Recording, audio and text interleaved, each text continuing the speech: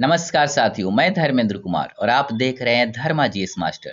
दोस्तों 71 BPSC PT की तैयारी के लिए आज से शुरू हो रही है हमारी स्पेशल टारगेट बेस्ड सीरीज, जिसमें हर दिन सुबह हिस्ट्री, दोपहर पॉलिटी और शाम को बिहार स्पेशल पढ़ाया जाएगा, बिल्कुल एग्जाम ओरिएंटेड अप्रोच के साथ।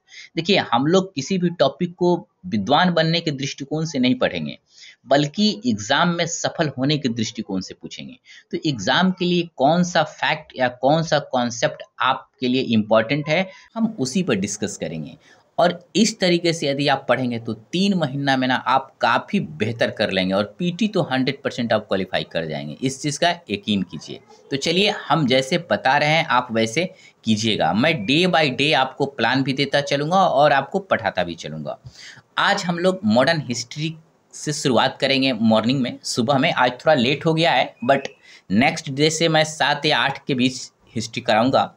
देखिए, पहला टॉपिक है हमारा भारत में यूरोपीय कंपनियों का आगमन। अब देखिए, यूरोपीय कंपनियों का आगमन से है ना, तो सबसे पहले हम लोग ना इसको समझ लेते हैं कि आखिर यूरोपीय कंपनियों को भारत आने के पीछे वजह क्या थी। एक बार 2-3 मिनट में यदि आप समझ लेंगे तो फिर टॉपिक पढ़ना ना आपको आसान हो जाएगा। देखिए, पहला रीजन था मुनाफा वाला व्यापार भारत से। देखिए, उस समय भारत के मसाले ना, रेशमी कपड़े, हीरे मोती ना यूरोप में बहुत महंगे बिकते थे। यूरोपीय देशों को लगा कि अगर वे भारत से सीधे चीज़ें खरीदें तो उन्हें बहुत ज़्यादा मुनाफा होगा। सेकेंड रीजन क्या था कि सीधा समुद्री रास्ता मिल जाना, है ना। जैसे 1498 में आपको याद होगा कि वास्को डिगामा ने समुद्र के रास्ते भारत तक पहुंचने का रास्ता खोज लिया। अब उन्हें अरब व्यापारियों पर निर्भर नहीं रहना पड़ा। तीसरा देखिए रीजन, अगर आप देखेंगे तो अपने देश की ताकत को बढ़ाना। यूरोपीय कंपनी अपने देश की ताकत को बढ़ाना चाहते थे। मतलब यूरोप के देशों में ना एक दूसरे से होड़ होती थी, कौन ज़्यादा अमीर बनेगा, किसका साम्राज्य बड़ा होगा, है ना। तो इसी दृष्टिकोण से ना भारत जैसे अमीर देश में आकर व्यापार करना उनके लिए सम्मान और ताकत की बात थी। यह भी एक प्रमुख वजह थी।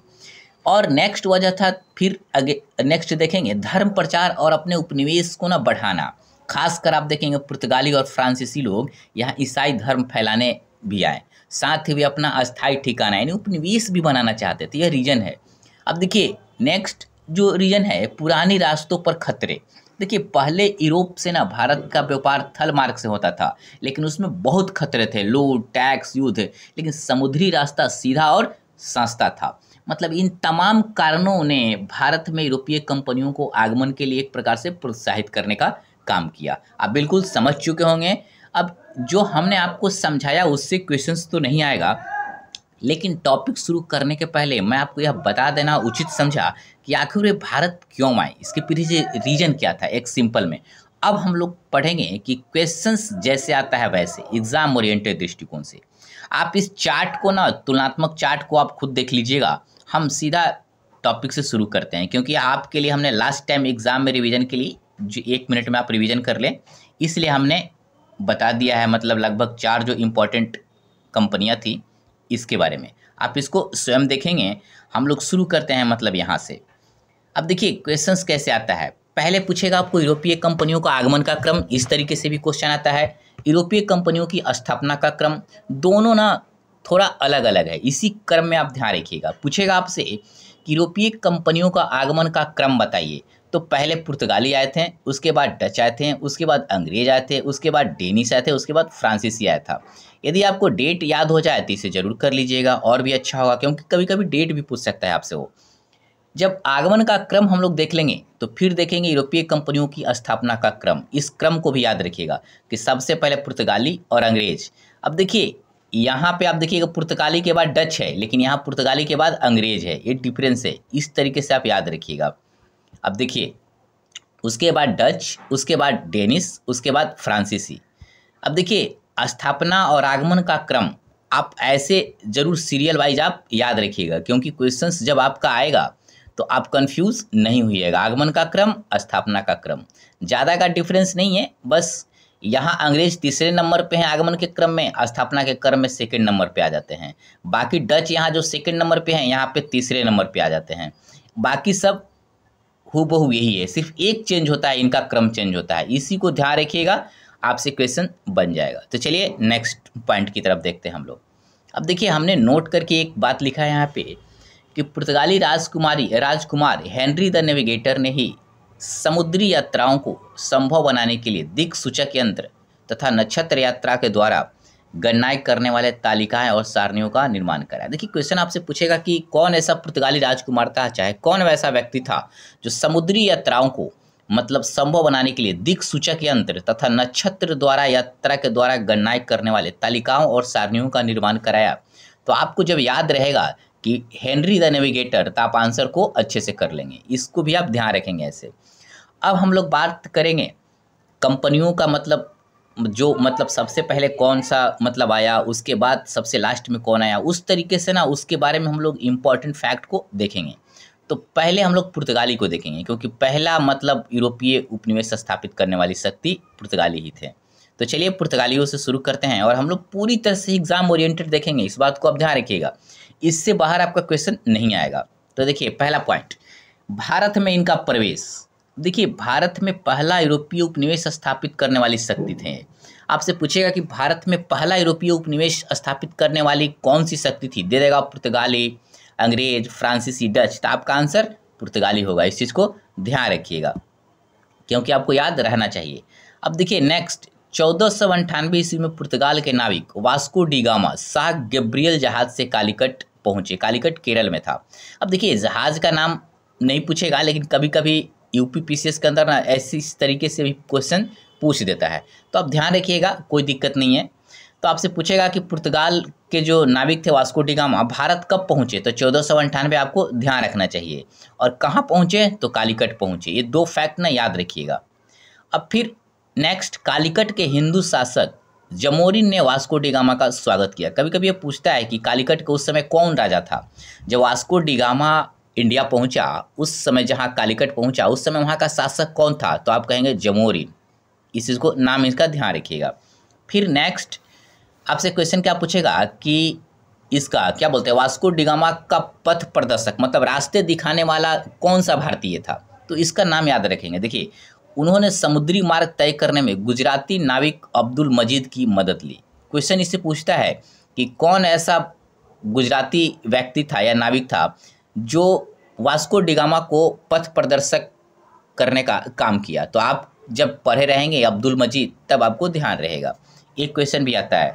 नेक्स्ट, पुर्तगालियों ने सर्वप्रथम अपना उपनिवेश पांडिचेरी में स्थापित किया। इसको भी ध्यान रखेंगे, पूछेगा पुर्तगालियों ने सर्वप्रथम अपना उपनिवेश कहाँ स्थापित किया, दे दिया पांडिचेरी, कोच्चिन, केरला, मद्रास। तो ध्यान रखिएगा पांडिचेरी में। नेक्स्ट, बंगाल की खाड़ी में हुगली को समुद्री लूटपाट के लिए पुर्तगालियों द्वारा उपयोग किया जाता था। आपसे पूछेगा कि बंगाल की खाड़ी में हुगली को समुद्री लूटपाट करने के लिए कौन सा यूरोपीय देश इस्तेमाल करते थे या उपयोग करते थे, तो आपका आंसर होगा पुर्तगाली। इस तरीके से क्वेश्चन आता है और ये मोस्ट इंपॉर्टेंट है आपके लिए। अब देखिए हम लोगों ने भारत में प्रवेश के मतलब यूरोपीय के मतलब इस तरीके से इसमें जितने पॉइंट हमने देखा है सब आपके लिए इंपॉर्टेंट है, इसको याद रखिएगा। नेक्स्ट, भारत में पहली फैक्ट्री मतलब पुर्तगालियों द्वारा भारत में पहली फैक्ट्री, इस पॉइंट को भी याद रखना है। तो देखिए 1503 ईस्वी में कोच्चिन में पहली पुर्तगाली फैक्ट्री की स्थापना की गई। किसके द्वारा, पुर्तगालियों द्वारा। कोच्चिन कहाँ है, केरल में, याद रखिएगा। ये आपसे पूछेगा इस तरीके से कि पुर्तगालियों ने भारत में पहली फैक्ट्री कहाँ स्थापित की, तो कोच्चिन में। कब की, तो 1503 ईस्वी में। दो क्वेश्चन यहाँ से बन रहा है। सेकेंड फैक्ट्री कहाँ स्थापित की, तो कन्नूर में। इसी को ध्यान रखिएगा, ये कोच्चिन और कन्नूर, ये दो चीज। बाकी हुगली में भी फैक्ट्री स्थापित की, ये उतना एग्जाम के दृष्टिकोण से इंपॉर्टेंट नहीं है, लेकिन पहली फैक्ट्री कोच्चिन में, दूसरी फैक्ट्री कन्नूर में पुर्तगालियों द्वारा।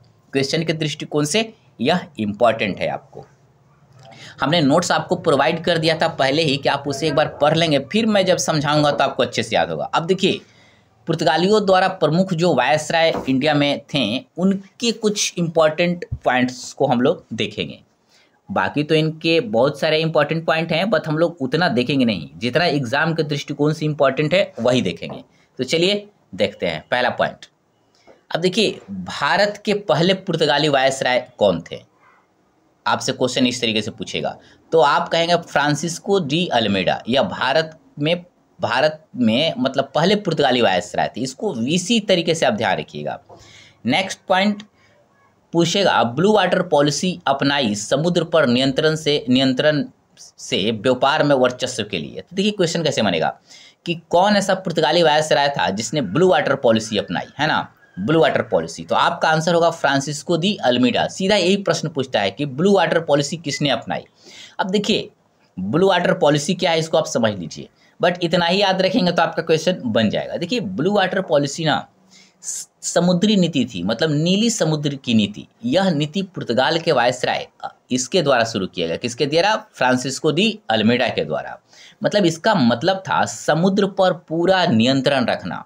याद रखिएगा इस पॉलिसी का जो मेन उद्देश्य था कि समुद्र पर पूरा नियंत्रण रखना। क्यों? ताकि व्यापार पर ना एक अधिकार बना रहे और बाकी यूरोपीय देशों को रोका जा सके। इसी नजरिए से ना ब्लू वाटर पॉलिसी को अपनाया गया। किसके द्वारा? फ्रांसिस्को डी अल्मेडा के द्वारा। इसी तरीके से आप फैक्ट याद रखेंगे। Next viceroy Alfonso de Albuquerque. इसका ना यह भी स्थापित कर सकते हैं कि 1509 से 1515 ईस्वी तक था। मतलब ये इंपॉर्टेंट है इसका यह भी पॉइंट, क्योंकि यह ना मोस्ट इंपॉर्टेंट है क्वेश्चन के दृष्टिकोण से। तो देखिए क्वेश्चन आपका मतलब देखिए पॉइंट आपका क्या है कि भारत में पुर्तगाली शासन का वास्तविक संस्थापक किसे माना जाता है। ये क्वेश्चन बार बार पूछता है, तो इसे आप ध्यान रखेंगे। जैसे ही आपसे कहेगा भारत में पुर्तगाली शासन का वास्तविक संस्थापक कौन है, तो आप कहेंगे अल्फांसो दी अल्बुकर्क। इसको ध्यान रखिएगा।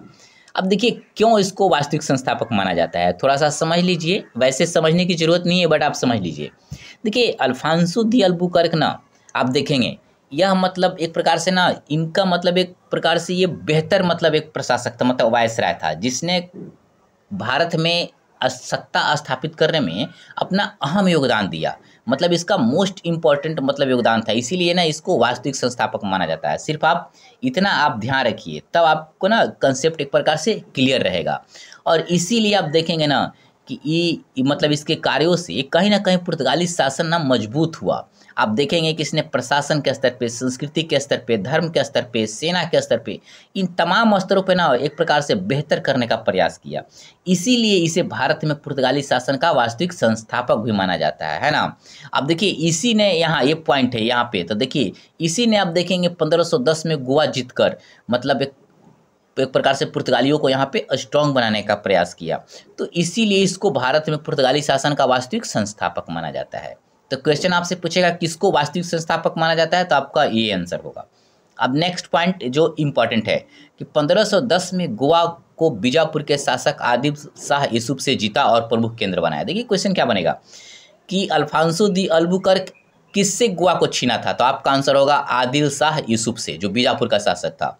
आपसे पूछेगा कि कब अल्बुकर्क ने गोवा को बीजापुर के शासक से छीन लिया था, तो आपका आंसर 1510 ईस्वी में है होगा। मतलब 2-3 प्रकार से इससे क्वेश्चन बनेगा।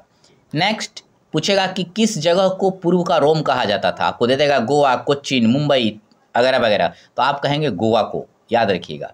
Next point, Alfonso de Albuquerque ने भारतीय महिलाओं अर्थात स्थानीय महिलाओं से विवाह को प्रोत्साहन देकर सांस्कृतिक समावेश को बढ़ाया। देखिए क्वेश्चन क्या बनेगा कि कौन ऐसा पुर्तगाली वायसराय था जिसने भारतीय महिलाओं से विवाह को प्रोत्साहन देने का काम किया, तो आपका आंसर क्या होगा? Alfonso de Albuquerque. इसको ध्यान रखिएगा। अब देखिए अल्बुकर्क ने पुर्तगालियों से कहा कि स्थानीय भारतीय महिलाओं से आप शादी करो। अब देखिए इससे 2 बात हुई, पहला एक सांस्कृतिक मेलजोल बढ़ा, दूसरा भारत में पुर्तगाली जड़ें गहरी होने लगी। मतलब ये विवाह शासन को मजबूत करने का ना एक रणनीति था, मतलब इसको रणनीति के तौर पे इन्होंने बनाने का काम किया। तो क्वेश्चन आपसे यह पूछेगा कि किसने स्थानीय महिलाओं से विवाह को प्रोत्साहन दिया, तो सीधा आप अल्बुकर्क का आंसर को टिक करेंगे, ज़्यादा आपको सोचने की जरूरत नहीं है। नेक्स्ट, इसने अपने क्षेत्र में सती प्रथा पर रोक लगाई। पूछेगा कौन ऐसा पुर्तगाली वायसराय था जो अपने क्षेत्र में सती प्रथा पर पहली बार रोक लगाने का काम किया, तो आप कहेंगे अल्फांसो दी अल्बुकर्क, ऐसे याद रखिएगा। नेक्स्ट वायसराय नीनो दी कुन्हा। अब देखिए इससे सिर्फ एक पॉइंट ही इंपॉर्टेंट है एग्जाम के दृष्टिकोण से, ठीक ना, ज़्यादा नहीं। हम उसी चीज़ को यहाँ रख रहे हैं जो आपकी एग्जाम के दृष्टिकोण से इंपॉर्टेंट है, ज़्यादा नहीं। किताब में ज़्यादा तो है ही, बट एग्जाम निकालना है आपको, विद्वान नहीं बनना है। तो देखिए इसमें एक पॉइंट है, इसने 1530 में कोच्चिन की जगह गोवा को राजधानी बनाया। पूछेगा कि कौन ऐसा पुर्तगाली वायसराय था जिसने कोच्चिन की जगह गोवा को राजधानी बनाया, तो आप कहेंगे कि नीनो दी कुन्हा। और कब, तो 1530 ईस्वी में। इससे एक फैक्ट इंपॉर्टेंट है और कोई इससे क्वेश्चन नहीं आएगा।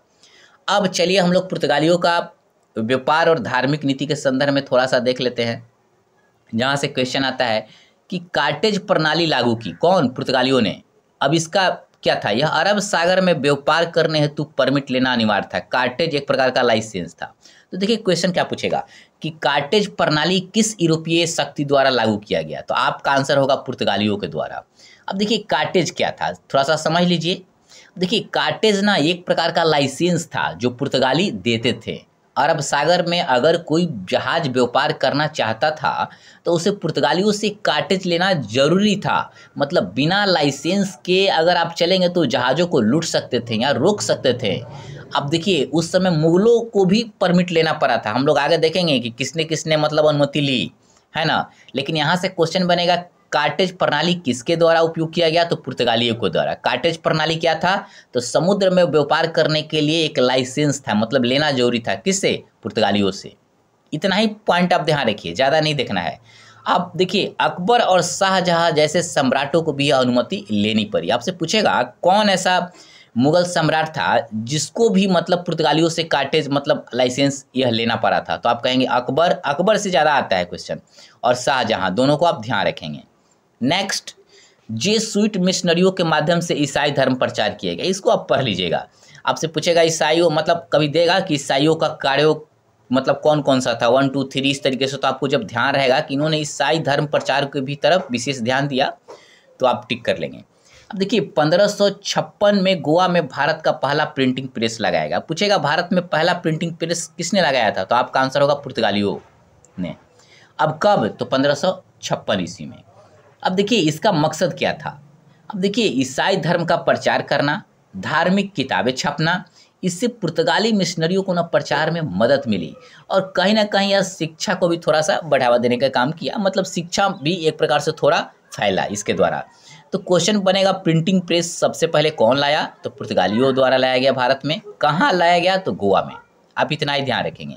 अब नेक्स्ट पॉइंट हम लोग देखेंगे सांस्कृतिक और कृषि योगदान, कृषि से संबंधित। अब देखिए क्वेश्चन क्या पूछेगा कि लाल मिर्च, तंबाकू, काली मिर्च जैसी फसलें किसने भारत में लाया? तो आप कहेंगे पुर्तगाली। मतलब लाल मिर्च, तंबाकू, काली मिर्च जैसी फसलें पुर्तगालियों के माध्यम से भारत में आई। मतलब इस पॉइंट को भी ध्यान रखेंगे आप।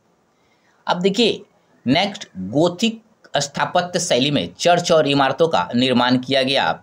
स्थापत्य कला में के विकास में पुर्तगालियों की मतलब अच्छा देन है। अब देखिए आपसे क्वेश्चन क्या बनेगा कि गोथिक स्थापत्य शैली को भारत में बढ़ावा किसने दिया? कौन सा यूरोपीय शक्ति? तो आप कहेंगे पुर्तगाली। इस चीज़ को ध्यान रखिएगा। अब थोड़ा सा आप समझ लीजिए कि यह गोथिक स्थापत्य शैली क्या थी। देखिए गोथिक शैली एक यूरोपीय तरीके से इमारत बनाने की ना एक आर्ट है, कला है ना, जिसमें नुकीला गुंबद, ऊंची खिड़कियाँ और बड़ी बड़ी गगनचुंबी ना चर्च होते थे। भारत में आप देखेंगे गोवा में Bom Jesus church, Saint Francis church आदि जो है ना इसी शैली में बनाया गया था। तो आपसे यह नहीं पूछेगा कौन चर्च किस शैली में बनाया गया है बीपीएससी के अंदर, लेकिन यह जरूर पूछेगा कि गोथिक स्थापत्य शैली को भारत में किसने मतलब लाया? तो आप कहेंगे पुर्तगाली। इतना ध्यान रखिएगा, है ना। नेक्स्ट पॉइंट, अब पुर्तगालियों का पतन का कारण कभी कथन के संदर्भ में दे देगा कि कौन सा कथन सही है कौन सा गलत। इस दृष्टिकोण से आप देख लीजिए कि धार्मिक असहिष्णुता, स्थानीय विरोध और अत्यधिक धर्मांतरण की कोशिश है। देखिए पुर्तगालियों द्वारा ना धार्मिक रूप से ना असहिष्णु तरीके से व्यवहार किया गया, मतलब खराब भी है। स्थानीय लोगों के द्वारा विरोध भी किया गया। ये धर्मांतरण मतलब लोगों का धर्म बदलने की कोशिश किए। इन तमाम प्रकार के कार्यों से ना कहीं इनकी पतन में इनको एक प्रकार से पतन का एक महत्वपूर्ण कारण साबित हुआ। दूसरा था ब्राज़ील जैसे नए उपनिवेश मिलने से भारत की उपेक्षा हुई। देखिए अब ब्राज़ील जैसे नया उपनिवेश इनको मिला तो भारत में उस तरीके से इन्होंने ध्यान नहीं दिया। तीसरा पॉइंट, डच और अंग्रेजों से समुद्री प्रतिस्पर्धा में पिछड़ गए। देखिए पहले क्या होता था, समुद्र में जो मजबूत होगा वही मतलब शासन स्थापित कर पाएगा। कहीं भारत में भी वही स्थिति थी, क्योंकि समुद्र में कहीं ना कहीं आप देखेंगे ना डचों और अंग्रेजों से पिछड़ गए, और जब पिछड़ गए तो कैसे आप शासन सत्ता स्थापित कर सकते थे, है ना। अब देखिए नेक्स्ट पॉइंट, देखिए 1632 में शाहजहां ने हुगली से पुर्तगालियों को बाहर निकाला। देखिए क्वेश्चन कैसे पूछेगा यहाँ कि कौन ऐसा मुगल बादशाह था जो हुगली से पुर्तगालियों को बाहर निकाल दिया था? तो आपका आंसर होगा शाहजहां। इस पॉइंट को ना ऐसे ही याद रखेंगे पूरी तरीके से। अब हो गया। अब देखिए एक पॉइंट हमने यहाँ लिख दिया है कि थॉमस बेस्ट नामक अंग्रेज अधिकारियों ने पुर्तगालियों को स्वाली के स्थान पर हराया था। क्वेश्चन आपसे पूछेगा कि स्वाली का युद्ध किसके किसके बीच में हुआ था? तो आप कहेंगे पुर्तगाली एवं अंग्रेजों के बीच। चाहे पूछेगा कि पुर्तवाली के युद्ध में कौन ऐसा अंग्रेज अधिकारी था जिसने पुर्तगालियों को मतलब हराया था, तो आप कहेंगे थॉमस बेस्ट। दो प्रकार से यहाँ क्वेश्चन बनेगा, दोनों तरीके से आपको ध्यान रखना है। अब नेक्स्ट, पुर्तगालियों का अंतिम निष्कर्ष के दृष्टिकोण से देखिए, पुर्तगाली भारत में सबसे पहले आए थे और सबसे बाद में गए, मतलब इस चीज़ को ध्यान रखिएगा। पूछेगा कि कौन ऐसा यूरोपीय शक्ति था जो सबसे पहले आए और सबसे बाद में गए, तो आप कहेंगे पुर्तगाली। इसको ऐसे ही ध्यान रखिएगा। नेक्स्ट हमने एक पॉइंट लिख दिया है कि समुद्री शक्ति धर्म प्रचार और स्थापत्य के लिए अस्मरणीय है। अब इसको वैसे ही पढ़ लीजिएगा, ये कोई उतना इंपॉर्टेंट नहीं है कि पीटी के दृष्टिकोण से, है ना। पीटी के दृष्टिकोण से ये वाला फैक्ट इंपॉर्टेंट है। अब हम लोग डचों की बात करेंगे, है ना। अब देखिए डचों की बात करेंगे कि भारत में प्रवेश। अब डचों का, तो देखिए 1602 ईस्वी में डच ईस्ट इंडिया कंपनी की स्थापना हुई। आपसे पूछेगा कि डच ईस्ट इंडिया कंपनी की भारत में कब स्थापना हुई, तो 1602, इसको याद रखिएगा। और भारत में पुर्तगालियों के बाद दूसरी यूरोपीय शक्ति बनी। पूछेगा भारत में पुर्तगालियों के बाद मतलब कौन, मतलब जो मतलब शक्ति थी जो भारत में मतलब प्रवेश की, तो आप कहेंगे ना डच, याद रखिएगा। अब देखिए पहली फैक्ट्री और यूरोपीय केंद्र। अब देखिए इसको आपको लग रहा होगा, तो आप यहाँ वाला बात को ना याद रखिएगा। कौन सा, देखिए मैं आपको यहाँ बता रहा हूँ, पहले आपको बता दे रहा हूँ कि जो हमने यहाँ पे आप, अब जब हम दूसरी शक्ति बता रहे हैं ना, तो ये वाला मत पॉइंट सोचिएगा कहाँ गया ये, कि स्थापना का क्रम कि अंग्रेज होगा आंसर। हमने पूछा यूरोपीय कंपनियों का आगमन के क्रम में सेकंड कौन था पुर्तगाली के बाद, डच। ये वाला पॉइंट याद रखिएगा, इसीलिए मुझे यहाँ आपको दिखाना पड़ा है। तो चलिए दोबारा हम लोग वहीं देखते हैं। अब देखिए डचों ना पुर्तगाली के बाद जब भारत में आए, तो वे भी आप देखिएगा ना, मुख्य उनका काम था व्यापार। तो आप जब भारत में पुर्तगालियों के बाद दूसरी यूरोपीय शक्ति, तो आप डचों को टिक करेंगे आंसर में। अब देखिए इनका पहला फैक्ट्री और व्यापारिक केंद्र के दृष्टिकोण से पूछेगा डचों द्वारा पहला फैक्ट्री कहाँ स्थापित किया गया, तो आपका आंसर होगा 1605 ईस्वी में मसूलीपट्टनम में पहली फैक्ट्री बनाई गई। आपसे देखिए मसूलीपट्टनम कहाँ है, तो आंध्र प्रदेश। कब किया, तो 1605 ईस्वी में। इस तरीके से आप इसको याद रखिएगा। अन्य केंद्र जैसे पुलिकट, पटना, पुलिकट ये नहीं, लेकिन पटना वाला इंपॉर्टेंट है कि डचों ने अपनी पहली फैक्ट्री पटना में कब स्थापित की, तो 1632 ईस्वी में। क्यों, क्योंकि बिहार का एग्जाम दे रहे हैं, मतलब बीपीएससी का। तो ये वाला, इसके बाद ये पॉइंट याद रखेंगे इस तरीके से। अब नेक्स्ट व्यापारिक नीति और मुद्रा, है ना। चलिए इसको हम लोग देख लेते हैं। देखिए शुरू में ना डचों द्वारा मसालों पर, बाद में व्यापार पर ध्यान दिया गया, मतलब कपड़ा व्यापार पर। शुरू में मसालों के प्रति है ज़्यादा सजग थे, बाद में कपड़ा व्यापार, मतलब मसालों और कपड़े व्यापार पर इनका ज़्यादा ध्यान था, है ना। अब देखिए भारत में अपनी मुद्रा पैगोडा चलाया, यह स्वर्ण सिक्का होता है। देखिए यह इंपॉर्टेंट है पीटी के दृष्टिकोण से। पूछेगा कि पैगोडा नामक सिक्के किसने चलाया, तो आप कहेंगे डचों द्वारा। पैगोडा सिक्का मतलब क्या था, मतलब यह स्वर्ण सिक्का होता था। इसको ना ऐसे ध्यान रखिएगा। देखिए पैगोडा एक सोने का सिक्का था जिसे डच लोगों ने भारत में चलाया था।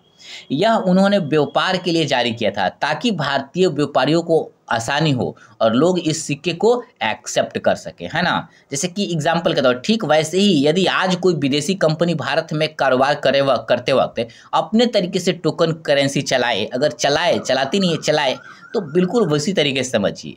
क्वेश्चन अब सीधा सीधा बनेगा कि पैगोडा किसने चलाया, तो डचों ने। पैगोडा क्या था, तो यह एक स्वर्ण सिक्का होता था। ये पॉइंट याद रखिएगा। अब देखिए भारत से वस्त्र बनाकर एशिया और यूरोप में निर्यात किया डचों ने, इस चीज़ को वैसे ही पढ़ लीजिएगा। अब देखिए संघर्ष और पतन, अब ऐसे समझिए डचों ने कोच्चिन में पुर्तगालियों को पराजित किया, इसको ऐसे ध्यान रखेंगे। पीटी के दृष्टिकोण से देखिए कौन फैक्ट इंपॉर्टेंट है। अब देखिए 1759 में बेदरा युद्ध में अंग्रेजों से डच पराजित हुए, है ना। आपसे पूछेगा ना कि बेदरा युद्ध कब हुआ था, तो आप कहेंगे 1759 ईस्वी में। बेदरा का युद्ध किन के बीच में हुआ था, तो आप कहेंगे डच एवं अंग्रेज के बीच। इस तरीके से आप याद रखेंगे। बेदरा के युद्ध में कौन पराजित हुआ, किसके द्वारा, तो अंग्रेजों द्वारा डच पराजित हुए। इस तरीके से फैक्ट को याद रखेंगे। अब देखिए वे भारत में राजनीतिक विस्तार नहीं कर सके, लेकिन व्यापार तक सीमित रहे, मतलब इनका ज़्यादा ध्यान ना व्यापार पर ही था। अब देखिए निष्कर्ष के तौर पे डच भारत में आए, व्यापार किया, लेकिन राजनीतिक दृष्टि से अप्रभावी रहे। अब देखिए राजनीतिक दृष्टिकोण से इनकी ज़्यादा महत्ता नहीं थी डचों की, क्योंकि ज़्यादा इनका ध्यान व्यापार पर था। डचों से संबंधित हमने जितने फैक्ट हमने देखा उससे बाहर क्वेश्चन आपको नहीं आएगा। अब हम लोग अंग्रेज को देखेंगे, ब्रिटिश लोगों को। तो चलिए इसको देखते हैं। अब देखिए इसमें मतलब आपको क्या मतलब ध्यान रखना होगा अंग्रेजों के संदर्भ में। तो देखिए पहला पॉइंट कि कौन वैसा व्यक्ति था जो स्थल मार्ग से भारत सबसे पहले आया था, इस तरीके से। तो आप कहेंगे जॉन मिल्डन हॉल, मतलब 1599 ईस्वी में स्थल मार्ग से भारत आने वाला प्रथम अंग्रेज जॉन मिल्डन हॉल था। इसको इसी तरीके से याद रखेंगे। कब आया था? तो 1599 में। कौन था? तो उस व्यक्ति का नाम याद रखेंगे, याद रखिएगा। और स्थल मार्ग, इस पे ना आप गौर करिएगा। अब नेक्स्ट पॉइंट, 1600 ईस्वी में ईस्ट इंडिया कंपनी को रानी एलिजाबेथ प्रथम द्वारा अनुमति दिया गया। आपसे पूछेगा कि ईस्ट इंडिया कंपनी को एलिजाबेथ प्रथम द्वारा कब अनुमति दिया गया, तो आप कहेंगे 1600 ईस्वी में। अब देखिए रानी एलिजाबेथ प्रथम ने 1600 ईस्वी में कितने सालों के लिए दिया था ईस्ट इंडिया कंपनी को, तो याद रखिएगा 15 सालों के लिए। अब देखिए ईस्ट इंडिया कंपनी को भारत के साथ व्यापार करने की अनुमति दी, कितने तक? 15 सालों तक। बाद में आप देखेंगे ना, इस अनुमति को ब्रिटिश संसद ने हमेशा के लिए मतलब बदल दिया, क्योंकि कंपनी का व्यापार और मुनाफा बहुत ज़्यादा बढ़ गया था। लेकिन शुरू में इसे ना 15 सालों के लिए ही मतलब अनुमति मिली थी। किसके द्वारा? महारानी एलिजाबेथ द्वारा। इसको ऐसे ध्यान रखिएगा। अब नेक्स्ट पॉइंट, 1608 ईस्वी में कैप्टन हॉकिंस जहांगीर के दरबार में पहुंचे, याद रखिएगा। ये आप मतलब ना इसी तरीके से मतलब फैक्ट को याद रखेंगे। अब देखिएगा ना कि कैप्टन हॉकिंस 1608 में मतलब पहुंचा था, इसका मकसद क्या था?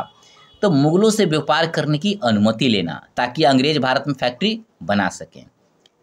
लेकिन क्वेश्चन आपसे पूछेगा कब आया? 1608 ईस्वी में। किसके दरबार में आया? तो जहांगीर के दरबार में। ये 2 पॉइंट याद रखेंगे। अब देखिए नेक्स्ट पॉइंट, फैक्ट्रिया और व्यापार का केंद्र।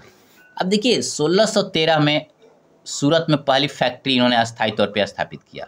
देखिए इससे पहले भी इन्होंने फैक्ट्री स्थापना करने का प्रयास किया था, कहीं कहीं आता है कि 1608 ईस्वी में, लेकिन ना वो अस्थायी थी, याद रखिएगा। जब भी आपसे क्वेश्चन पूछेगा ना कि अंग्रेजों द्वारा पहली फैक्ट्री कहाँ स्थापित की गई, तो आप सूरत वाले को ही टिक करिएगा, 1613 ईस्वी में। अब next point, 1639 Madras fort Saint George की स्थापना। देखिए आपसे ऐसे कैसे पूछता है कि फोर्ट सेंट जॉर्ज की स्थापना कहाँ की गई थी, चाहे कहाँ है, मद्रास, बॉम्बे, कलकत्ता, ऐसे। तो आप ना मद्रास को ध्यान रखिएगा कि मद्रास में फोर्ट सेंट जॉर्ज की स्थापना की गई। यहाँ डेट याद करने की जरूरत नहीं है, ये वाला डेट यहाँ करने की जरूरत नहीं है, सिर्फ 1613 वाला याद रखेंगे, बाकी इसको याद करने की जरूरत नहीं है, हमने वैसे ही लिख दिया है। अब देखिए 1668 ईस्वी में बम्बई पुर्तगाल से प्राप्त कंपनी मुख्यालय बनाया। अब देखिए आप यह नहीं याद करेंगे कि कब मुंबई, 1668, यहाँ भी डेट इंपॉर्टेंट नहीं, यहाँ भी डेट ये ना, ये तीनों डेट याद नहीं करेंगे, केवल ये वाला डेट। आपसे यह पूछेगा कि पुर्तगालियों को मुंबई मतलब क्या बोलते हैं, मुंबई अंग्रेजों को किससे प्राप्त हुआ, तो आप कहेंगे पुर्तगालियों से। हमने नीचे यहाँ पे लिखा है, यहाँ पे हम लोग देख लेंगे। तो देखिए 1690 कलकत्ता, जॉब चरनाक द्वारा कलकत्ता को मतलब बसाया गया और फोर्ट विलियम बना। तो देखिए यहाँ क्वेश्चन क्या बनेगा कि कलकत्ता को किसने बसाया था, तो आप कहेंगे जॉब चरनाक। आपसे पूछेगा फोर्ट विलियम कहाँ है, तो आप कहेंगे कलकत्ता। जैसे कि फोर्ट सेंट जॉर्ज की स्थापना कहाँ की गई थी, मद्रास में, और फोर्ट विलियम कलकत्ता में। ये दोनों को ना याद रखिएगा, कहीं कन्फ्यूजन होता है, क्योंकि ऐसा नहीं कि फोर्ट विलियम को मद्रास और फोर्ट सेंट जॉर्ज को कलकत्ता, क्योंकि जब क्वेश्चन आता है ना तो वहाँ कन्फ्यूजन क्रिएट कर देता है। तो इसको बेहतर तरीके से याद रखेंगे आप। हमने बता दिया क्वेश्चन कहाँ कहाँ से कैसे पूछेगा, उसी तरीके से आप ध्यान रखिएगा। देखिए इंग्लैंड के सम्राट चार्ल्स द्वितीय के द्वारा विवाह पुर्तगाली राजकुमारी कैथरीन से हुआ, फलस्वरूप चार्ल्स को बम्बई उपहार के रूप में प्राप्त हुआ, जिसने ईस्ट इंडिया कंपनी को 10 पाउंड प्रति वर्ष किराए पर बम्बई को दे दिया गया। आप इस फैक्ट को ना इसी तरीके से याद रखिएगा कि पुर्तगालियों ने मुंबई को अंग्रेजी मतलब क्या बोलते हैं, ब्रिटिश राजकुमार को उपहार में दिया था, और जो राजकुमार था ना, मतलब राजा एक तरह से, तो उसे मुंबई को ना अंग्रेजों को, ईस्ट इंडिया कंपनी को 10 पाउंड प्रति वर्ष के किराए पर सौंप दिया। आप इस बात को भी ध्यान रखिएगा। अब चलिए नेक्स्ट पॉइंट को हम लोग देखने का प्रयास करते हैं, मुगल दरबार और अधिकार। अब देखिए 1615 सर थॉमस रो ने जहांगीर से कर मुक्त की व्यापार की अनुमति प्राप्त की। आपसे पूछेगा सर थॉमस रो भारत कब आया था, तो आपका आंसर होगा 1615 ईस्वी में। किसके दरबार में आया था, तो जहांगीर के दरबार में आया था। इस चीज़ को ध्यान रखिएगा, यही क्वेश्चन आपको इतना ही पूछेगा। अब देखिए अंग्रेजों के बारे में तो थोड़ा सा हम लोग देखिए प्लासी का युद्ध, बक्सर का युद्ध विस्तार से बाद में देखेंगे, यहाँ बट शॉर्ट में थोड़ा सा। अब देखिए 1757 में प्लासी युद्ध, सिराजुद्दौला की हार और बंगाल पर अधिकार। अब देखिए अंग्रेजों ने सिराजुद्दौला को 1757 प्लासी युद्ध में हरा दिया था, ये बात आपको बखूबी पता होगा, लेकिन इसको विस्तार से हम लोग जब पढ़ेंगे ना बंगाल तब हम लोग देखेंगे। 1764 बक्सर का युद्ध, मुगल बादशाह अवध के नवाब पर विजय, बंगाल बिहार उड़ीसा की दीवानी, है ना, इसको भी हम लोग विस्तार से बाद में देखेंगे। अभी आप इतना ही समझ लीजिए कि अंग्रेजों द्वारा इन दोनों युद्धों के माध्यम से ना भारत में विस्तार, मतलब यहाँ पे 1757 के बाद वो काफ़ी मजबूत हो गए, 1764 के बाद ना वो निर्णायक शक्ति बन गए, इसीलिए हमने यहाँ पे लिख दिया था, लेकिन इसको हम लोग पढ़ेंगे बाद में। अब देखिए शासन और विधिक नीति एक्ट को भी हम लोग ना विस्तार से पॉलिटी के अंदर देख लेंगे। जब पॉलिटी के अंदर एक ही सब्जेक्ट के अंदर देखेंगे, या तो इतिहास या पॉलिटी, तो फिर यहाँ ज़्यादा देखने की जरूरत नहीं है। उसके लिए हम दोपहर में इसका वीडियो बनाएंगे, वीडियो आएगा हमारा पॉलिटी सेक्शन में, संवैधानिक मतलब कर्म मतलब संवैधानिक अधिनियम, तो वहाँ हम लोग देखेंगे। यहाँ पर ना बस एक पॉइंट याद रखिए कि 1857 के विद्रोह के बाद कंपनी का शासन भारत में समाप्त कर दिया गया और ब्रिटिश क्राउन का अधीन हो गया। मतलब 1857 का जो विद्रोह हुआ था, उसके बाद 1858 का जो भारत शासन अधिनियम बना, उसमें ईस्ट इंडिया कंपनी के शासन को समाप्त कर दिया गया और भारत ब्रिटिश क्राउन के अधीन कर दिया गया। इतने ही फैक्ट को आप याद रखें, बाकी हम लोग एक्ट को पढ़ लेंगे पॉलिटी के अंतर्गत। चलिए नेक्स्ट पॉइंट हम लोग देखते हैं, प्रशासनिक और सांस्कृतिक प्रभाव। अब देखिए बस यहाँ से क्वेश्चंस ज़्यादा नहीं बनेगा, लेकिन थोड़ा सा कंसेप्ट के स्तर पे, चाहे वो ये बातें छोटी छोटी याद रहेगा ना, तो इस तरीके से क्वेश्चन पूछेगा तो आपको बना देंगे। जैसे अस्थायी बंदोबस्त कर्नवालिस लागू किया था, आपको पता ही है। फूट डालो शासन करो, अंग्रेजों द्वारा नीति लाया गया। रेलवे डाक व्यवस्था, मैकाले शिक्षा नीति, बट इसको ध्यान रखिएगा, मतलब अंग्रेजों द्वारा किया गया।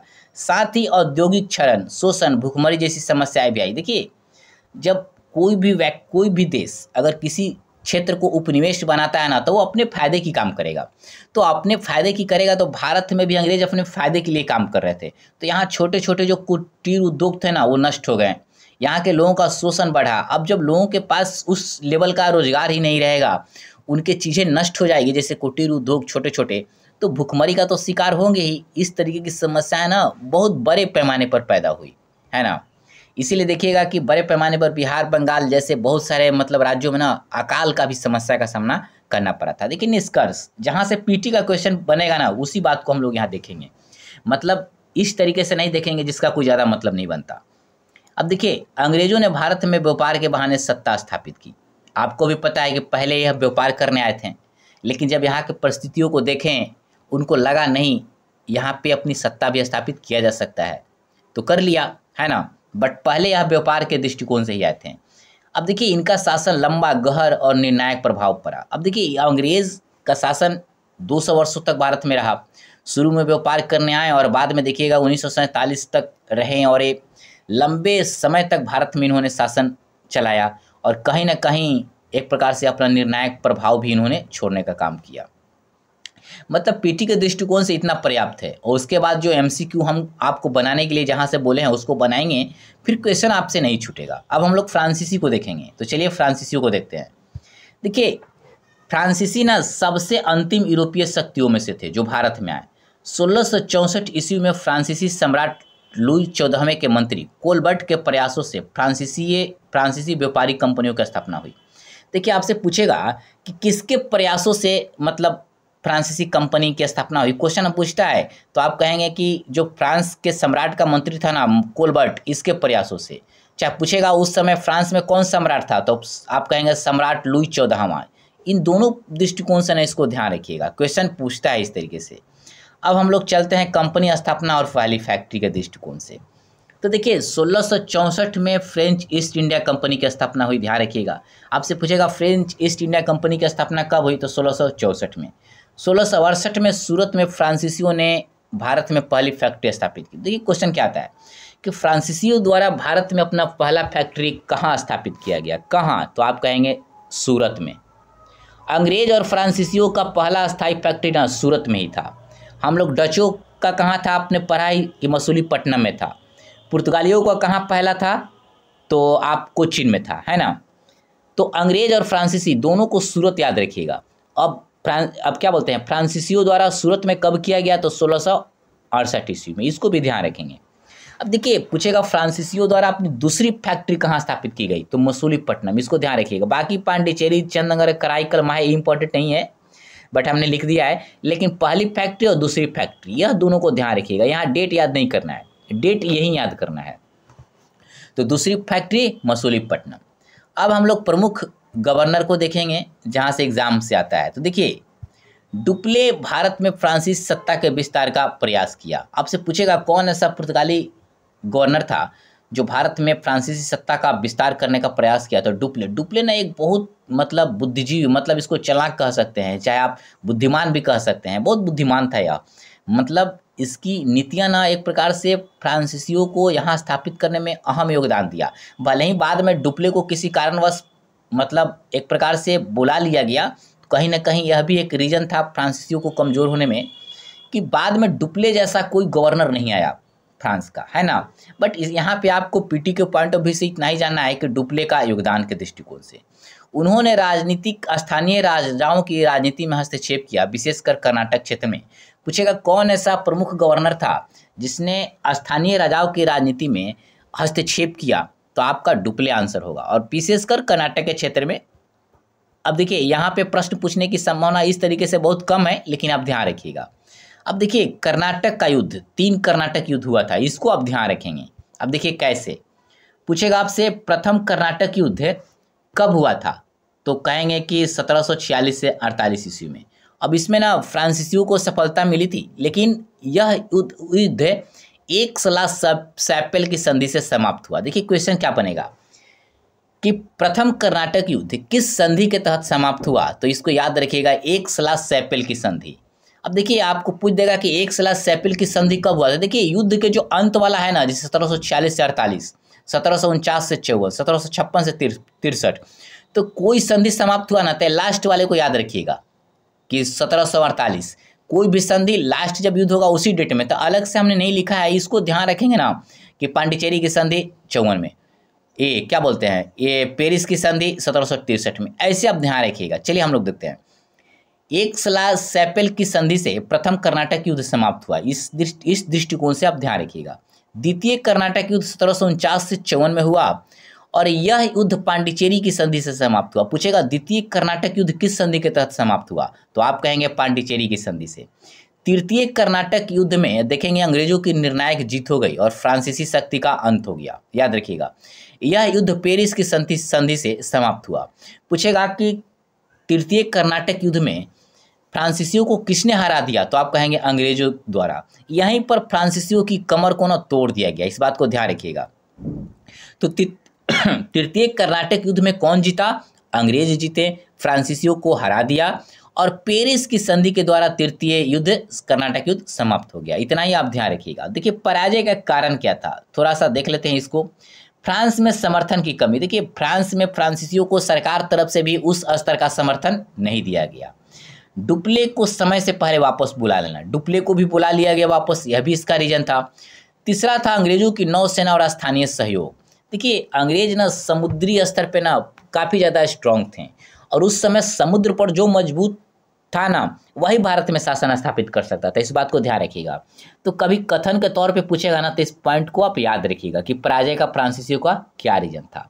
अब देखिए सांस्कृतिक और शिक्षा क्षेत्र में योगदान के दृष्टिकोण से एक आध पॉइंट को देख लेते हैं। तो देखिए पांडिचेरी में फ्रांसीसी स्थापत्य और संस्कृति मतलब बढ़ावा दिया गया, इसको पीटी के दृष्टिकोण से उतना इंपॉर्टेंट नहीं है। मिशनरियों द्वारा शिक्षा, अनाथालय और धर्म सेवा का कार्य किया गया फ्रांसीसियों द्वारा, है ना, इस तरीके का कार्य। अब देखिए अंतिम स्थिति।